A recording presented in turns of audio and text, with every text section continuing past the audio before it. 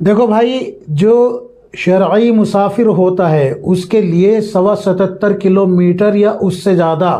یہ تو ہو گیا دوری کا مسئلہ کہ آپ کو 77 کلومیٹر یا اس سے زیادہ دور اگر سفر کر رہے ہیں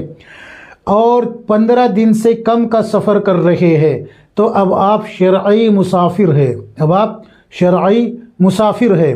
اب آپ جتنی بھی نمازیں پڑھیں گے راستے میں، یعنی کہ اپنے شہر سے نکلتے ہی اب جتنی نمازیں آپ پڑھیں گے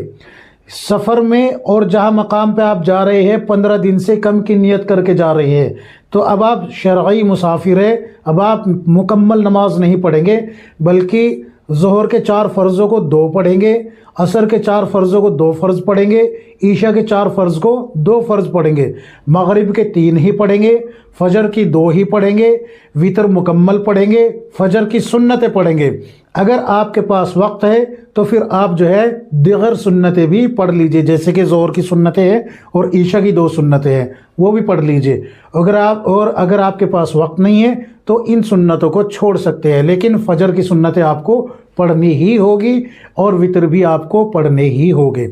تو یہ تو ہو گیا کہ آپ کو نماز کتنی پڑھنی ہے۔ اگر آپ خود بھی امامت کرتے ہیں سفر میں رہتے ہوئے تو آپ کو 2 رکعت پڑھ کر ہی سلام پھیر دینا ہے، اور اگر آپ اکیلے نماز پڑھتے ہیں تو بھی آپ کو 2 رکعت پڑھ کر ہی سلام پھیر دینا ہے،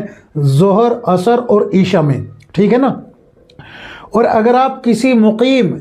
مقیم امام کے پیچھے پڑھتے ہیں نماز، جیسے کہ عموماً وہیں کے امام ہیں، آپ مسجد میں گئے نماز پڑھنے کے لیے تو ان کے پیچھے آپ مکمل نماز پڑھیں گے۔ اگر آپ کی 1-2 رکعت بھی نکل گئی ہے تب بھی آپ کو مکمل ہی نماز پڑھنی ہوگی۔ مثلاً آپ مسجد میں داخل ہوئے، ظہر کی نماز ہو رہی تھی، 2 رکعت نکل چکی یا 1 رکعت نکل چکی، اب امام تو اپنی نماز مکمل کر کے سلام پھیر دے گا، لیکن آپ کی 1 یا 2 رکعت نکلی ہوئی ہے، آپ کو 2 رکعت ملی ہے، 3 رکعت ملی ہے، تو اب آپ کو 4 مکمل کرنی ہے۔ سمجھ میں آگی نا بات؟ بہت سے کہتے کہ بھئی ہمیں تو پڑھنی ہی 2 تھی تو 2 پہ سلام پھیر دے، ایسے نہیں ہوگا، نماز ہوگی نہیں آپ کی۔ جب آپ منفرد یعنی کہ اکیلے نماز پڑھ رہے ہو یا شرعی مسافر ہونے کی حالت میں آپ امام بن گئے ہو، تب آپ کو قصر کا حکم ہے۔ آپ جب مقتدی ہوگے تو مقتدی کی حالت میں اگر آپ کا مقیم امام ہے تو اس کے پیچھے آپ کو مکمل نماز پڑھنی ہوگی۔ تو یہ تو ہو گیا بھائی سفر شرعی۔ اب کلومیٹر کہاں سے شروع ہوگا؟ دیکھیے، بنوری ٹاؤن کا فتویٰ اور دارالعلوم دیوبند کا فتویٰ یہ ہے، فتاوی محمودیہ کے حوالے سے، فتاوی محمودیہ ڈابیل کے حوالے سے بالکل صاف لفظوں میں یہ لکھا ہوا ہے کہ شہر کی حد سے باہر نکلتے ہی آپ جو ہے